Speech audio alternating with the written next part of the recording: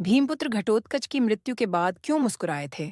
श्री कृष्ण घटोत्कच का जन्म भीम की राक्षस कुल की पत्नी हिडिंबा से हुआ था। लाक्षागृह से बचने के बाद जब पांडव वन चले गए थे, उस वन में हिडिंबासुर नाम राक्षस अपनी बहन हिडिंबा के साथ रहता था। भीम को देखकर हिडिंबा उनके प्रेम में डूब गई।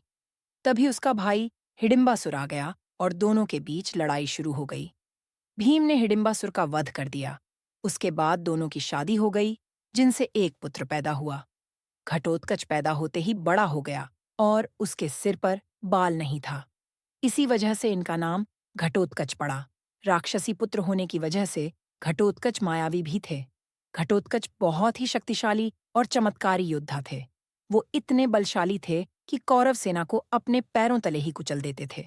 घटोत्कच के युद्ध से कौरव सेना में हलचल मच गई थी। जब घटोत्कच की मृत्यु हो गई तो पांडवों की सेना में शोक छा गया, लेकिन भगवान श्री कृष्ण प्रसन्न हो गए।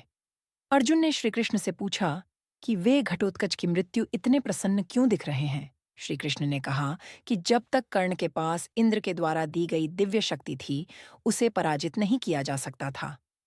उसने वह शक्ति तुम्हारा वध करने के लिए रखी थी, लेकिन वह शक्ति अब उसके पास नहीं है। ऐसी स्थिति में तुम्हें उससे कोई खतरा नहीं है।